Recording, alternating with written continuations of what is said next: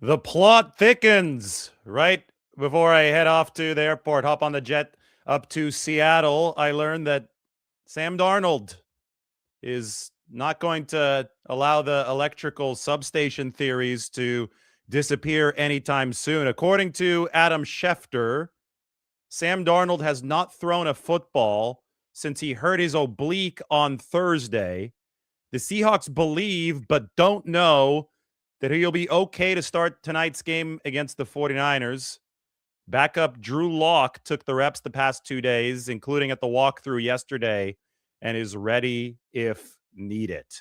So we've known that something has been brewing for a while. We wondered if this was just some kind of smokescreen from Mike McDonald. Remember that Kyle Shanahan obfuscated Christian McCaffrey's injury status in week 1. He was questionable heading into the game, even though he was playing against the Seahawks. Sometimes coaches will play games back and forth. Maybe this was Mike McDonald's payback, but according to what we're hearing this morning, is not just some smokescreen or some game.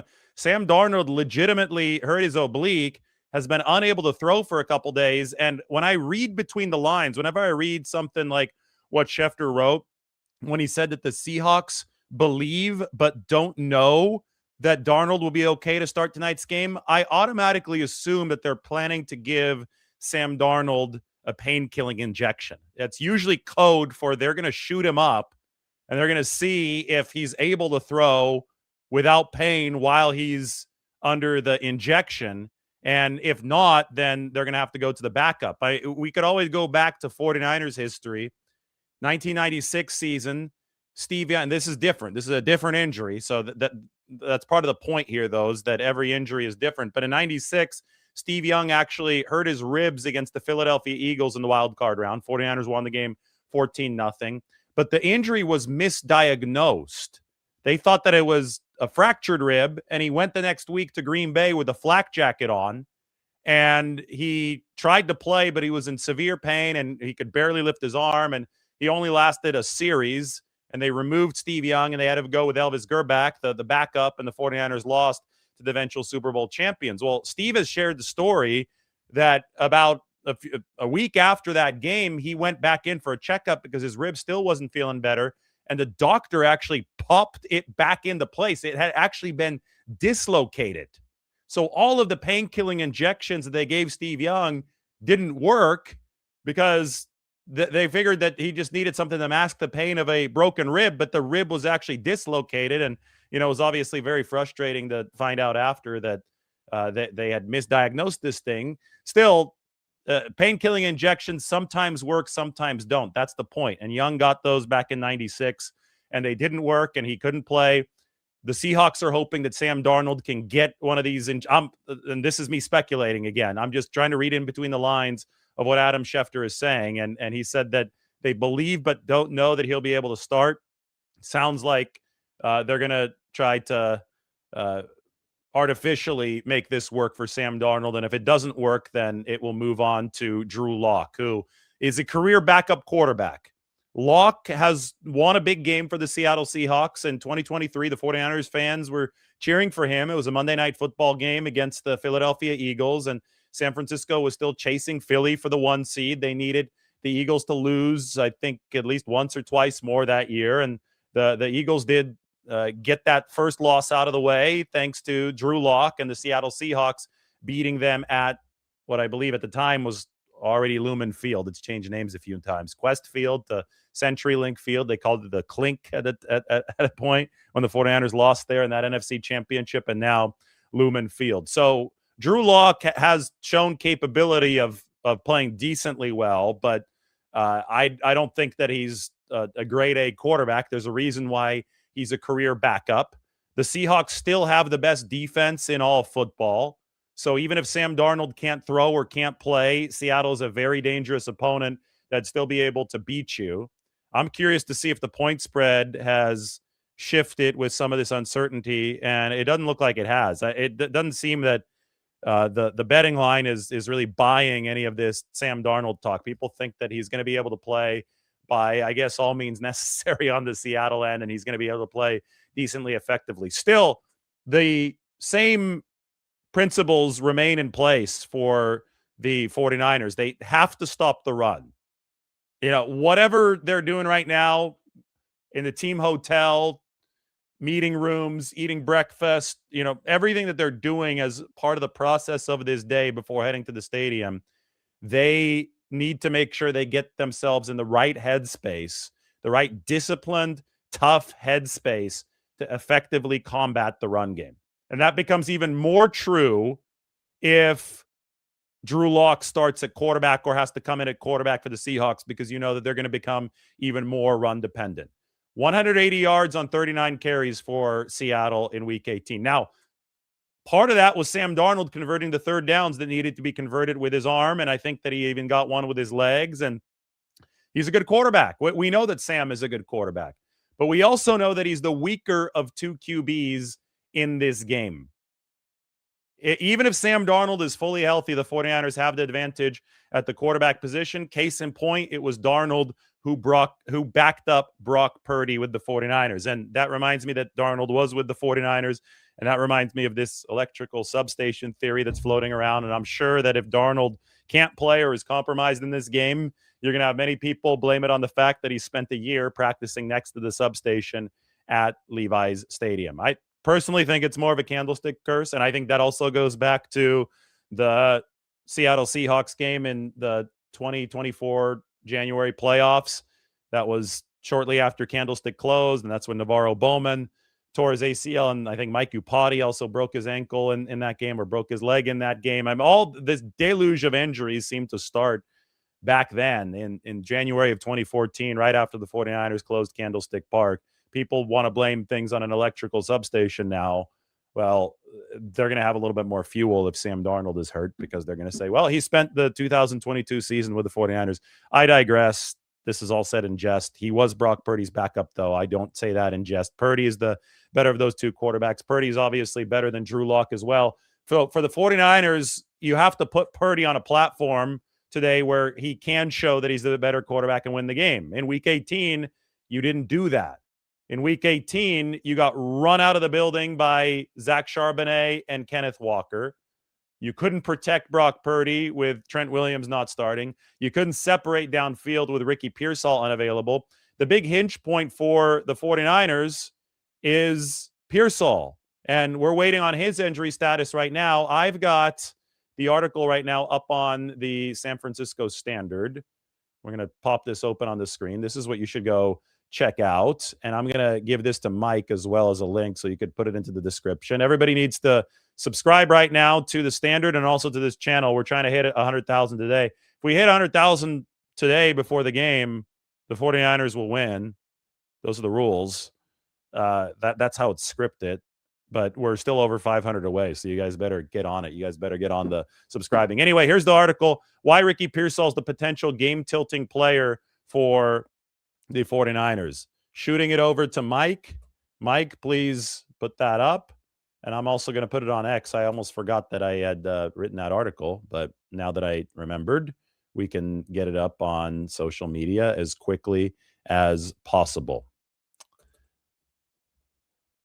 In a dream world for followers of my channel, if you're a supporter of the channel, the 49ers can find an upset victory tonight, and then we'll hit 100,000 in the post-game show.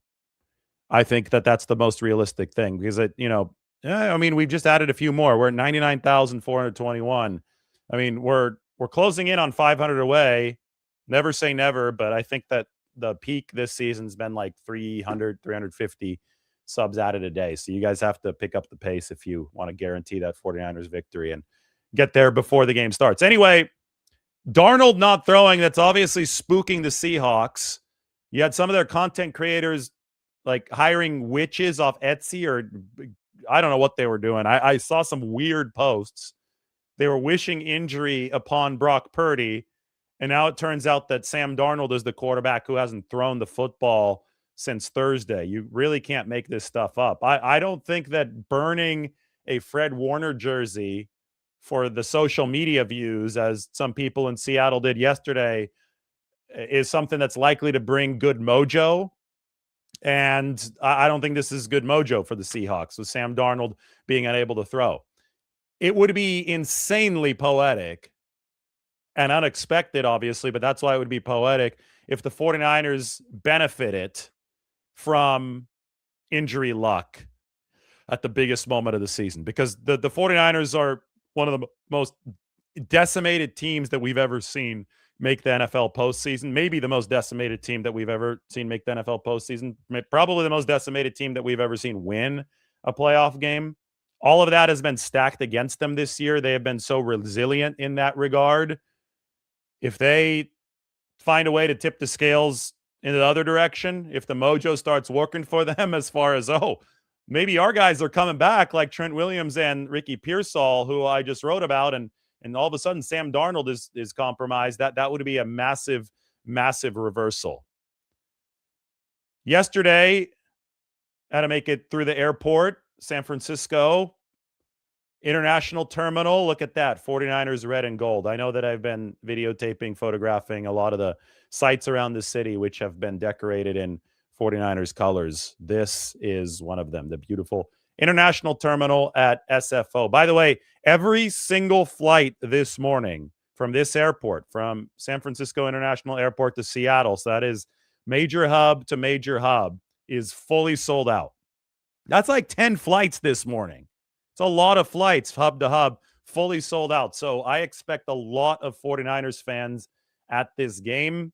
Obviously, the Seahawks organization is nervous about this. They're acting like the Rams did back in 2021 ahead of the playoff game, trying to find ways to make sure that the 49ers fans don't find their hands on some of those tickets. But at some point, there's very little you can do because the price drives up. I think that the get-in price for this game, or the average price of a ticket for this game, is about $800.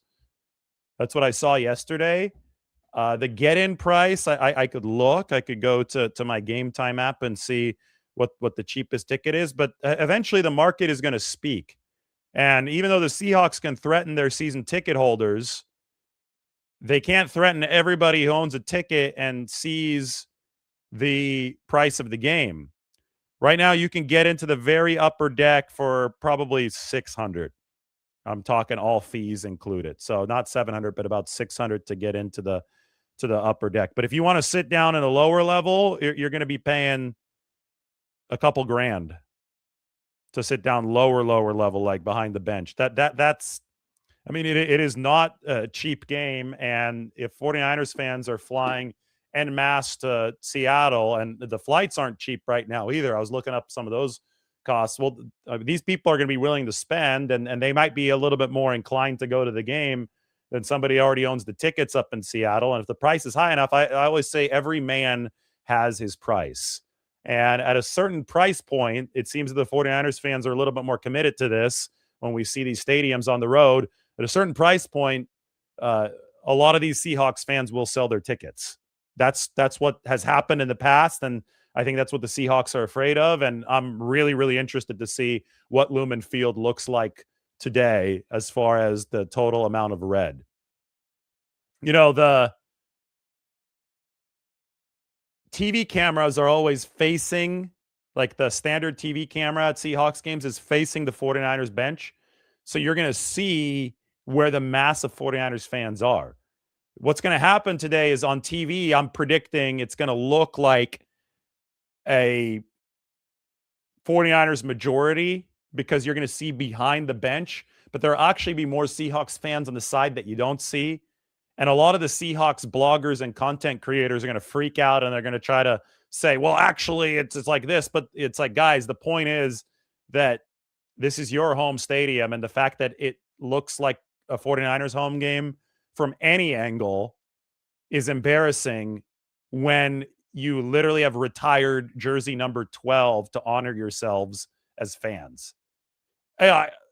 With the Rams, I just think it's funny, and I think it's a flex of the 49ers fan base muscles that they could be down in Southern California and take over the largest city in California with their football team, even though they're technically not the home team. But for the Rams, I get it, because the Rams moved out of California to St. Louis. They even moved out of LA to Anaheim before then, and the Raiders left too. I mean, that was a college football town for a while. So there was a vacuum there, and the 49ers filled it, and a lot of people are Niners fans down in LA. But the Rams don't try to pat themselves on the back about how good of fans they are. I think they understand that other teams take over their stadium. The Seahawks pat themselves on the back. They try to act like they're louder than other fans, even though it's their stadium that generates the noise. And they literally have retired jersey number 12. Fans at Seahawks fans are going to wear jerseys that say 12 with a fan on the back nameplate. They honor themselves over somebody like Richard Sherman, who, if Richard Sherman didn't exist, the Seahawks would never have a Super Bowl. The fans had nothing to do with their Super Bowl, but Sherman had a whole heck of a lot to do with the Super Bowl that they won. So it's really ironic to me that the fan base that worships itself is the one whose stadium has gotten taken over already once this year by 49ers fans and might get taken over again today for this divisional playoff game. Seahawks fans watching, you guys know I'm just having a little bit of fun. But I am curious to see how much red there's going to be in that stadium. We might be able to get to 99,500 by the end of the live, unless all 12 Seahawks fans decide to unsubscribe before then. But let me answer some questions, and then we have to shoot up on to Seattle. It's a quick flight, but do have to make it, and then have to head straight toward that area of the stadium. You know what I do love about Seattle? They have an awesome setup downtown. I don't blame 49ers fans for picking this game, even if it's not a playoff game, even if it's week one, or, even if it were a preseason game, never would be. They're division rivals. Seattle has a sweet, sweet setup. I'm a big proponent of downtown stadiums. I think that you could create such a better entertainment product when, the city skyline is right there, so it just gives kind of a Gotham feel when you're, standing on the field in that stadium and you see the downtown Seattle skyline. That to me is really, really cool. But all the energy and the bars and everything around there, you could stay in a hotel and actually walk to the stadium. I think Seattle did it right downtown. I also give them credit for the parabolic overhang that they have over both the east and the west stands.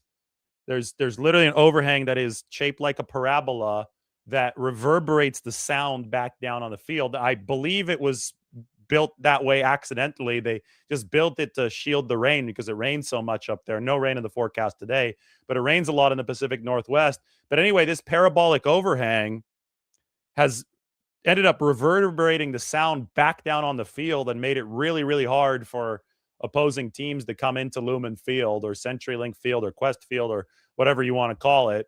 It's made it really hard to hear. And so the stadium is in a really cool location. I love the design. And by accident, it's really loud. And it probably still will be loud today, even if 49ers fans take up 30 to 40% of the building because of that overhang. And the Seahawks fans who don't sell their tickets, I'm sure that those are good fans, and I'm sure that they're going to make some noise. So it still is the belly of the beast that the 49ers are going to have to walk into today. It is going to come down to them building a platform for Brock Purdy, allowing him to showcase that he is the better quarterback in this game. It takes a full team in football, no matter who the QB is. But if you can give Purdy that platform, and that involves stopping the run as a defense, that involves putting the game into Sam Darnold or Drew Lock's hands, depending on what the actual health situation here of Sam Darnold is. That involves on offense protecting at a decent level, running at some kind of volume, which also falls back on Purdy, right? I wrote about this in the article on Ricky Pearsall that you can check up on the San Francisco Standard. The 49ers, they went 2 of 9 on third down in week 18. They went 7 of 14 in week 1. In week 1, they ran the ball 36 times. In week 18, they ran the ball 12 times. The rushing efficiency was bad both times. They have not been efficient running the ball against the Seahawks. I don't think it's a secret as to why they've been inefficient running the ball against the Seahawks. It's because this is Seattle's defense. It is awesome. X-axis is pass defense. Y-axis is run defense. And the Seahawks are outliers at the very top there. You're probably not going to run the ball efficiently against these guys, but you still need to diffuse their pass rush. And to diffuse their pass rush, you do need to run at some sort of volume. So 3 yards a carry is okay if you're picking up the first downs with your arm. And they did that in week 1, 7 of 14. That's why Ricky Pearsall is such a big, big variable in this game. So the 49ers can get that spacing downfield. Jake Tonjes, big variable in this game. The one Seahawks weakness defensively, they're number 18 in efficiency defensively against tight ends. So it's going to be Tonjes instead of George Kittle today.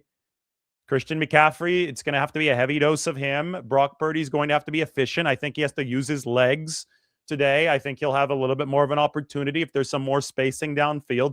I think there is a path to victory that is a clean one for the 49ers if Ricky Pearsall plays in this game, especially if Sam Darnold is unable to play in this game. That starts to really hurt the numbers for the Seattle Seahawks offensively because Drew Lock cannot make the same types of plays at the same level of regularity as a Sam Darnold. Either way, fascinating variables entering game day. We're going to shoot up to Seattle. I'm going to answer a couple questions here. Then I got to pack my bag very, very quickly, head on off to the airport. We're working our way toward 100,000. The 49ers, I would like to remind everybody, are playing with house money. And today's news, that this tension coming out of Seattle because of the Sam Darnold situation, today's news only underscores how little the 49ers have to lose and how much the Seahawks have to lose in this game.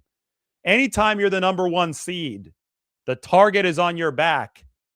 And it's put there a little bit by yourself because you earn that 1 seed and you earn this supposedly easy track to the Super Bowl. And if you don't make it, well, then it's considered a gut punch. It's a devastating end to the season. Whereas if you come in through the side door, like the 49ers did with their wild card berth and all the injury resilience that they showcased over the course of this season, if that's the way that you make it into the playoffs, if you've already maximized your season just by making it and winning a game against the defending Super Bowl champions on the road like the 49ers did, you are playing with house money. The most dangerous adversary is the one with nothing to lose. The 49ers have already risen like a phoenix from the ashes, which just happens to be the city flag of San Francisco. I think they've really embodied this place in a way that should make the locals proud, that should make 49ers fans proud. And that's why I think there's this sense of calm amongst the 49ers. That's why the vibes in the locker room were so good this week. They know that they maximized their season. They know that it's in their DNA to fight. They realize that they might be overmanned, but they also know that they've persevered in situations like this before, and they are ready to go let the chips fall where they may. Meanwhile, Seattle is scrambling with their number 1 seed, knowing that if the chips fall where they may and they don't fall on the right spot, then it's going to be a very, very ugly end to the season for the Seattle Seahawks. There's no way around it. You put that pressure on yourself as the 1 seed. The 49ers back in 2011 were the 1 seed, and they lost an NFC championship game. I was at Candlestick that day when Kyle Williams fumbled those punts. That was brutal. It was ugly. You could say, oh, yeah, it was the first year of the Harbaugh regime, and yeah, they made it further than we thought they were going to make it and all this and all that. They still lost an NFC championship game as the 1 seed, and it's still a loss that I think many fans haven't fully gotten over today. I would say that